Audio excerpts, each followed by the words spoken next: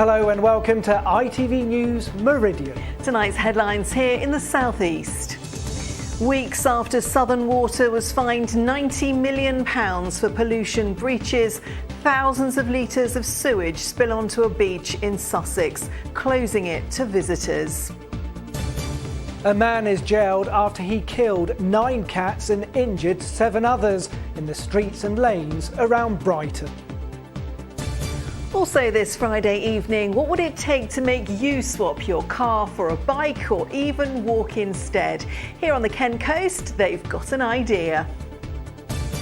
And the weather may not be glorious, but we're live at Goodwood with a roundup of all the racing.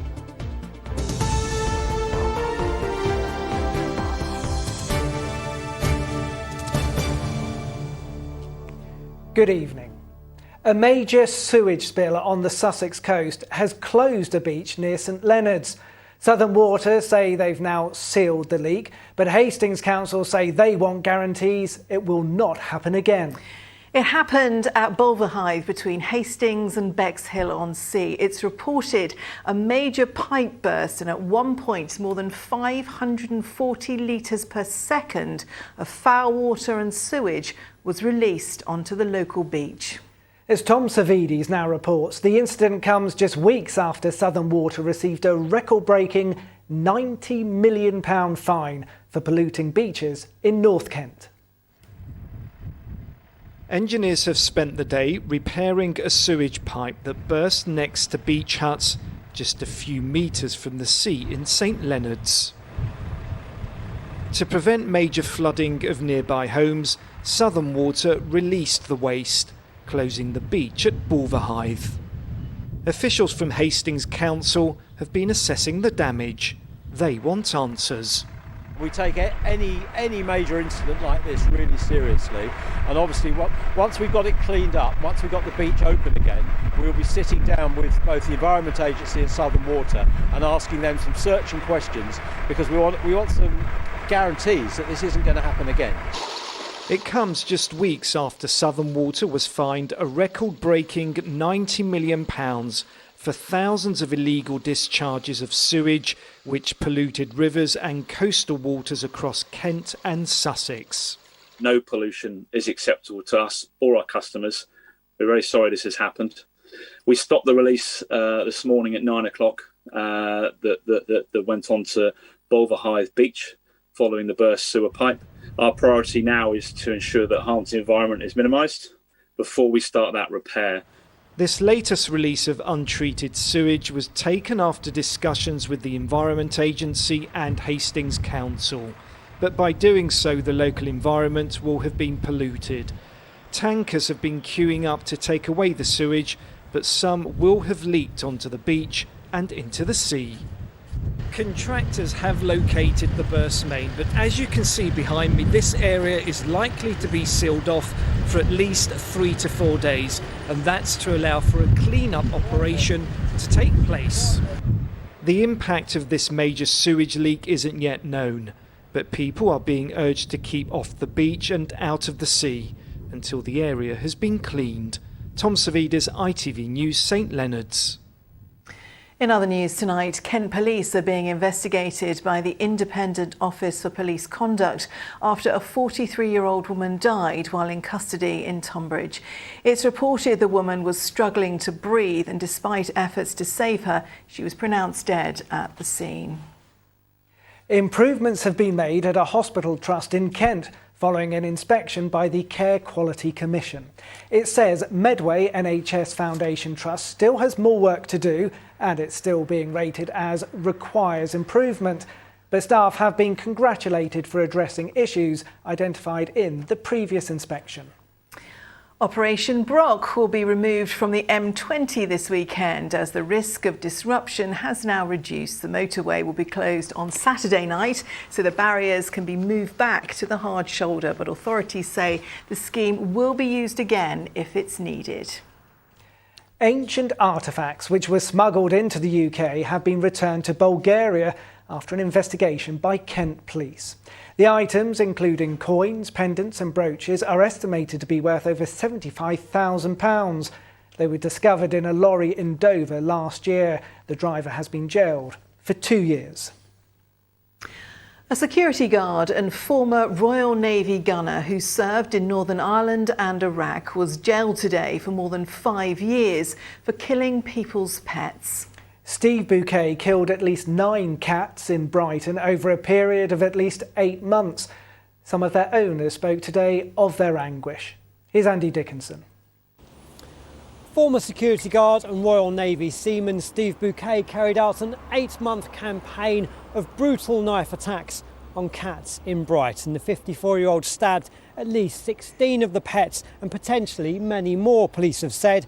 Found guilty of killing 9 and leaving 7 for dead. He was sentenced today to 5 years and 3 months behind bars. Some of the cat's owners today read out victim statements speaking of their heartbreak and horror, as well as pleas for the laws to be changed. We had, in essence, a murderer on our streets at night, one said, intent to kill.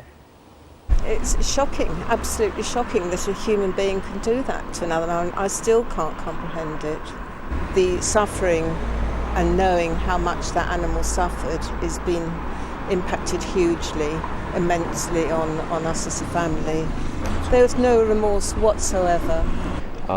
Picked him up and there was blood everywhere, so we rushed him to the vets, and the vets told us, he's definitely been stabbed from what they've seen, because they'd seen quite a few of these happening already. Just a disbelief that you would do that to an animal. The first of Bouquet's victims came to light in October 2018, the breakthrough for police when he was caught in the act on CCTV. 2 days later, he was arrested. A search of his home, finding a knife with cat DNA on the blade and images of cats, including one recently killed. Do you like cats? Yeah. Yeah? Yeah, I've always been friendly to me, sort of no threat of animals. This is one of the most impactful crimes I've had to investigate over the last 19 years of being a police officer. The impact on the victims and the community has been great. The suffering of those animals, obviously, really concerning. I would have no doubt that he has killed other cats, but we need to be sure that we've got to be able to prove that beyond reasonable doubt. Upon sentencing, the judge told Bouquet, your behaviour was cruel, substantial and struck at the very heart of family life. Now suffering from cancer, Bouquet is still given no defence for his crimes. Andy Dickinson, ITV News, Brighton. Yeah, very distressing. Now, MPs on an unannounced visit to a migrant holding facility in Dover said they were shocked at what they saw. The Home Affairs Committee said overcrowding was unacceptable, with women, babies and children packed into a former office block with little attempt at social distancing. They said there was a clear risk of a COVID-19 outbreak. Well, last month, Kent County Council said it could no longer cope with the sheer numbers of migrants making the crossing in small boats. The Home Office now has responsibility for their welfare. Well, Harry Horton is live for us in Westminster. Harry, what are MPs going to do about this situation?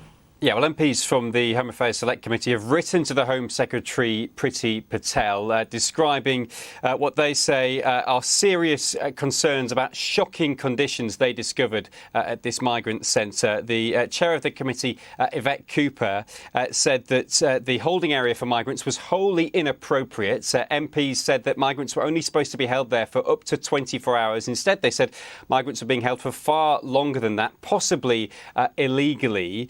They also said that fewer migrants were travelling to the UK by lorry or by plane this year. That meant more of them were taking the dangerous journey across the Channel on boats, and a lot of the pressure from that was being felt in Kent. Now, the East Worthing and Shoreham MP Tim Lawton, he is also on the Home Affairs Committee, and he was part of the visit earlier this week, and here's what he said he found during that visit. We saw in a really small room, that's a waiting room with fixed seating, there were, when we were there, 56 people, including some young children and families, trying to find space on seats or lying on floors on thin mattresses with no ventilation, really no open windows, very, very cramped conditions. Now, and that reflects the surge we've seen in some of these migrants coming across recently. and they're really struggling at Border Force and the Home Office to be able to process those people in a short space of time. So, Harry, what have the Home Office had to say about all of this? Yeah, well, the Home Office says that it takes the welfare of migrants seriously, but it added that they've had unacceptable numbers of people making life-threatening journeys across the Channel this year at the hands of criminal trafficking gangs. And they have said that they've improved their facilities and arranged additional staffing. But several children's charities have written to the Education Secretary, Gavin Williamson. They've asked him to intervene. They want him to say that this accommodation is inappropriate for children and to try and find some alternatives in Kent. Well, we'll continue to follow the story. Harry Horton, thanks very much for joining us from Westminster tonight. In other news, there's been a serious crackdown on fly tipping in Swale. During one day, 4 vehicles were seized and 1 fixed penalty notice handed out. The police and council are now working together to gather evidence, and more days of action are being planned to catch those responsible. 100 new jobs are being created in the region with a new freight route launching between Sheerness and Calais. There will be 1 daily sailing in each direction, but the freight will not need to be accompanied by drivers. The route will create jobs and address the shortage of freight drivers. Thanet is to receive over £6.5 million to help protect against flooding and coastal erosion. The scheme will protect 913 homes and companies by 2027. It's part of a wider scheme to protect those vulnerable to flooding. Now, the message, get on your bike, has been used by several politicians over the years with varying degrees of success. Today, the government was at it again, announcing a 30% increase in funding for so-called active travel schemes, which should mean more footpaths and cycle lanes. Ministers have also said they'll make changes to the highway code to give pedestrians and cyclists greater protection. Kit Bradshaw sends this from Deal. Fully charged and ready to go, this shiny new fleet of electric bikes is now available to hire from the local leisure centre in Deal. The scheme is part of an environmental push by the Town Council. People really are keen now to travel in a more green way. And it's also a great addition to our tourist industry, because we hope that visitors to Deal will get interested in cycling in Deal as well as local residents. At £40 a day, they're unlikely to be used for anyone's daily commute, but will allow some to try an e-bike for the first time. I assumed that it would be like riding an ordinary bike, but when I fell off, I realised that it wasn't. It's a different technique. That's why the County Council is providing e-cycle training sessions using central government funding for active travel. Apparently, half of all journeys we make are less than 5 miles in length, which is why the government wants to encourage us to walk or cycle rather than jumping in our cars. And to do that, they think they need to change the highway code. It would see those riding a bike or on foot given priority over cars at junctions. The Transport Secretary hopes it'll steer many away from their vehicles. We want to be really radical. And if you look at a country like Holland, you see the way that they promote cycling, how they give priority to people who are walking and cycling. And of course, it benefits everybody because it means that our roads are less cluttered. And so journey times overall speed up. It'll also mean a 30% increase in the budget available for new walking and cycling routes. But some of the new bike lanes introduced during the pandemic, such as those in Brighton and Hove, have been controversial. We've even invited Grant Shapps to come down to Brighton and Hove, and we will drive him round and show him the chaos that is the gridlock, the pollution. We'll show him exactly what that Active Travel Fund money has done so far. Back along the coast in White Cliffs country, changing the rules of the road is getting a mixed response. Cars just have to stop for you. They struggle with that on a zebra crossing. I think it's going to be more dangerous, if I'm honest, because a pedestrian isn't going at speed, but a car is. Can't cross the roads at all coming around here. You can't see, so yeah, that would be a good idea. If they had some type of traffic light system, that's the best way, safer. We're from London and we see it quite a bit. You often hear of accidents and stuff, so yeah, I think that's definitely a good thing to give them priority. Last year, lockdown changed the way we travelled overnight. But with the economy reopening, ministers hope many of us will continue to opt for the pavement or the cycle path over the open road. Kit Bradshaw, ITV News, Deal. And we wondered what you thought of the government's plans to revise the highway code. Would it get you out of your car? Would it make you more likely to cycle or walk? Well, here's what you've been telling us on our Facebook page. Jem Benz from Crowborough writes, absolutely not. Roads are for cars and cyclists already think they own it. Jem is not happy. No. Adrian Moran, who lives in Worthing, said, as far as I'm concerned, walkers and motorists do and should have priority over cyclists. Well, Jan Davies, who's based in Edenbridge, writes, motorists pay road tax to use the roads, cyclists don't, so why should they get preference? And Anita Bromley from St Leonards-on-Sea said, so we are giving priority to two uninsured groups that raise no revenue. Go figure. Well, thank you for all of your views. Well, the ITV Evening News continues with the national and international news at 6:30. Here's Charlene White. Why pregnant women are being urged to get the COVID jab. Hundreds of thousands haven't had it yet, and the number of mums to be in hospital with the virus is rising. The cat killer jailed for a spate of attacks. And BMX brilliance, Team GB's historic Olympic gold and silver in Tokyo. Join us for those stories and more from 6:30. Thanks, Charlene. Well, the pandemic has hit so many industries, including tour guides, with around 99% of their work disappearing last year. Lockdowns meant that at points taking people around the cultural and historic sites of the region in the traditional way simply wasn't an option, forcing many to adapt to survive. Well, Otis Holmes has been looking at how some have been finding new and creative ways of delivering tours, which could change the industry for good. Everywhere has a story, and Claire Cardy knows the story of Canterbury like the back of her hand. She tells it to others for a living during tours in the city.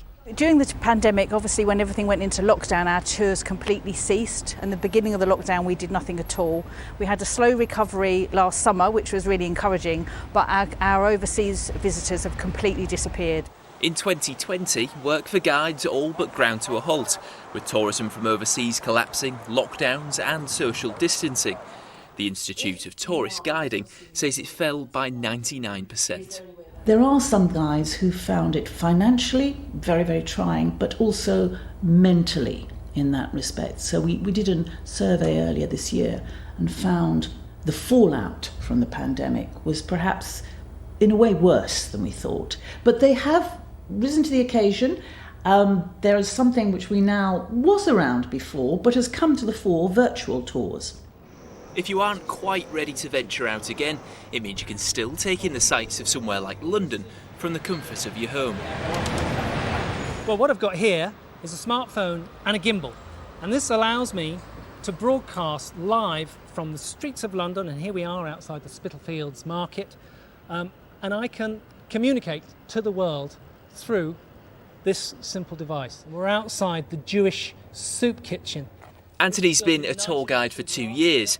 One of those was in the pandemic, but he didn't want to give up on a profession he'd quickly grown to love, so decided to take his tours online. I started doing PowerPoint presentations using my own photos by Zoom. Obviously I was told I was on mute the whole time, and people I think were quite sort of understanding of that. But you know, we've been at this now for over a year and a half, and I think we have to move it up a gear now. So I'm now working with a new tech startup, and what we're trying to do is to take the virtual tour to the next level. The pandemic's been difficult, but it's also been a catalyst for change for him. It's forced him to target new audiences and offer tours in areas off the usual tourist trail. And we're now here, this extraordinary piece of street art. Anthony's desperate to be back on the streets, dealing with people face to face like before, but is encouraging others to take on these new opportunities to stop tour guides becoming part of history themselves. Otis Holmes, ITV News. Next tonight to one of the biggest events in horse racing of the year. Glorious Goodwood has returned this week with crowds there to enjoy the action. Mark McQuillan has been there for the penultimate day of racing and joins us now. Mark, it's all very different to last year. Well, there weren't any crowds at all here last year for COVID reasons, Andrew, but this time around the buzz, the atmosphere is back at Goodwood. Racegoers returning here in their thousands this week. They're steadily heading home now the racing has concluded on what's been a bit of a wet and windy day in truth, but the sense you get from speaking to people here is that they are excited to be back.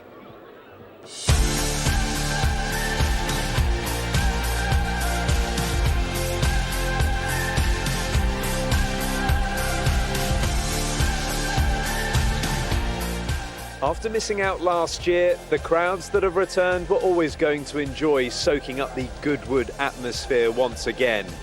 It feels amazing. I mean, we're such a good social event. It feels nice to be able to mingle. I think it feels really normal, and it's great. It's a great feeling, to be honest. I think we've all been waiting for it long enough. Can't beat it. Brilliant. Like most meetings, it's fantastic, isn't it? Well, this is all a far cry from last year when there were no crowds at glorious Goodwood, and even a proposed pilot to have one on one of the days was scrapped at short notice, which cost the racecourse tens of thousands of pounds. And ITV Racing presenter Ed Chamberlain, who was broadcasting here last year, says the contrast is stark. Last year I presented 30 yards that way and this place was deserted. It was miserable and the horses would come into absolute silence. This year, what a contrast. Colour, music, noise. Goodwood has looked like Goodwood again. Not glorious today, but it has been glorious at times. And for us to have a crowd back and for Goodwood to have paying customers back, having a nice time, smiles everywhere, has just made it brilliant. As for the racing itself, much of the focus was on the 335 and the King George Qatar Stakes. Could Batash continue his dominance and win this particular race for the 5th time in a row? A day at the races is often about so much more than simply the racing itself. But this year, with crowds and the distinctive, glorious Goodwood atmosphere returning, that is even more the case than usual. Well, we thought the story might have been about Batash winning for a 5th consecutive time here, but really it's been all about the racing, people back here at Goodwood enjoying their day, enjoying the atmosphere once again, and there's the chance for them to do it again tomorrow as the racing continues, while we'll be back to round up the weekend sport on Monday. Mark McQuillan, thanks very much indeed. Meanwhile, Kent's been getting ready for Team Brit at the Brands Hatch circuit. The racing team is hoping to become the first ever all-disabled team to compete in the Le Mans 24-hour. Glenn Thompson has more details. Preparations have been taking place today ahead of the weekend event, which sees cars like these tearing around the world-famous Brands Hatch racing circuit. But these cars are somewhat different. They'll be driven by a group of individuals with physical and psychological challenges. Well, Team Brit aim to become the first ever all-disabled team to race in the Le Mans 24-hour. And to do that, these cars have had to have some serious modifications. So obviously being paralysed when I was just 15 years old, I hadn't learned to drive in an able-bodied way in the road car. So driving with hand controls is all I've ever known. So this paddle on the right does the accelerator pedal, the paddle on the left does the brake pedal, and then we've got a couple of buttons inside the steering wheel here that operate the gears. The team will be competing in the latest round of the Brit Car Championship. Testing the vehicles and making sure they're fit for the race has been the task for today. The coming weekend is when the real test of skills kick in. We've got the Aston Martin behind us, GT4 car, and we're looking to step up next year to race in the British GT Championship with a McLaren, which puts us just one step away from being applied to be able to apply to race in the famous race. The technology to make these cars operable has taken around 4 years of painstaking design to allow the drivers to compete on equal terms. A lot of the modern cars these days are really built around electronical systems that are difficult to integrate with, but it's a big challenge and we love doing it, and it makes it worthwhile when we see these guys out there getting the wins. The steering wheel is the thing that the driver interfaces with, so that's one of the most important parts of the whole car. A test day is phenomenally important, it gives us a chance really to validate any changes or updates that we've done to the cars and test new technologies that we might carry forward to the race. So we really need this test time directly before the race, and as you can see from the conditions we've got today, we really need to get the drivers used to the circuit in these conditions. The event takes place at Brands Hatch across the weekend. The only thing we're all hoping for is some good British sunny weather. Glenn Thompson, ITV News. Well, it certainly hasn't been sunny weather so far this week, has it? It's been horrendous. Is it going to improve over the weekend? Let's find out from Pip. Pip, anything cheerful to tell us? Well, I've got some cheerful pictures, but like you say, it has been a really disappointing week weather-wise. Of course, this time last week, we were just bidding farewell to highs in excess of 30 Celsius. This week, we've been plagued by torrential downpours, thunderstorms, and Storm Ava finally starting to clear away, taking the wind warnings with it. So positive pictures only this evening. Some of you have been venturing out to find some limited sunshine. Let's take a look at our first snap this evening. This comes from Peter Norman. If we ignore the ominous clouds bubbling up just offshore, we could almost believe it was summer in Hastings. Along the coast in Dover, it was blue skies and contrails overhead for Stephen Collis. Caroline Poulton made the most of a break in the weather to take a trip to Great Dixter Gardens. Beautiful blue skies through the foliage there. Much of this week has, of course, been good weather for ducks, but Maxine Jarvis spotted this feathered family enjoying the sunshine in Maidstone. And we love celebrating your little wins here. Raymond Turner was very pleased to harvest his first crop of tomatoes from his greenhouse in Sussex this week. I think that's the taste of summer right there, isn't it? Lovely sunny pictures there, Pip. But are we going to see any sun this weekend? Well, I think we will see some sunny spells, but I hasten to add we're also going to have a fair few showers bubbling up, some of them heavy again, the ongoing risk of some thunderstorms. Temperatures on the cool side, and I think it'll be a while before we see anything hot making a return. Here's the forecast.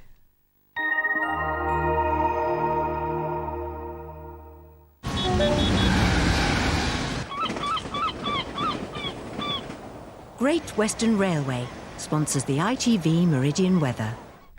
Well, Storm Ava may now be starting to move away eastwards, but it remains fairly changeable through the course of the weekend. A mixture of sunny spells and showers, the ongoing risk of a few rumbles of thunder, and still pretty cool for the time of year. So this is the low pressure that's Storm Ava. That's now moving away eastwards, and through the course of the weekend, we hold on to a fairly cool west to northwesterly flow. You can see on Sunday, cooler conditions starting to move down from the north, indicated by these bluer colours. Out there at the moment then, still a fair few showers on the scene, courtesy of Storm Ava, but those will gradually clear and fade through the course of the night, and by dawn for most of us it's set to be largely dry and fairly clear. The wind's easing down considerably overnight too, and fresh all-round lows of 11 or 12 degrees. Tomorrow morning then, a fairly breezy start, but a bright start and nowhere near as windy as it was this morning, but it won't be long before the showers start to bubble up, becoming quite widespread through the late morning and into the early afternoon. Locally heavy, the risk of a few rumbles of thunder, but with the winds being much lighter, they will be a little more slow moving than the ones we've seen today. Of course, some sunny spells in between, highs around 22. These are your high tides for tomorrow for Dover, 4:45 in the morning, 5 in the afternoon, and more sunshine and showers to come. Great Western Railway sponsors the ITV Meridian weather.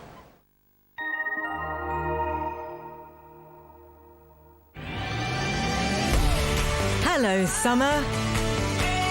Piri sponsors ITV Pollen Count. Well, if you're a hay fever sufferer, hopefully you're not suffering quite as much of late. With the unsettled conditions and grass pollen season very much in decline, levels will generally remain low over the coming days. Bye-bye. Now, just before we go, a reminder that the search is still on to find someone to represent our region at the Daily Mirror Pride of Britain Awards. It's the glitzy awards night where the stars of the show are ordinary people who've done extraordinary things. And it's where this year's National Fundraiser of the Year will be revealed.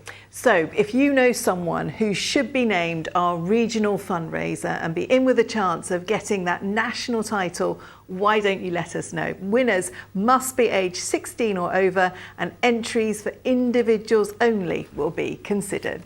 You can head to itv.com/Pride of Britain and follow the links. The closing date for nomination is Friday the 13th of August. Full details can be found at itv.com/Pride of Britain. Do enter if you know anyone that deserves it. In just a moment, the ITV Evening News with Charlene White. For now though, from the team here at ITV Meridian, thanks so much for joining us. Have a great Bye-bye. weekend. Good night.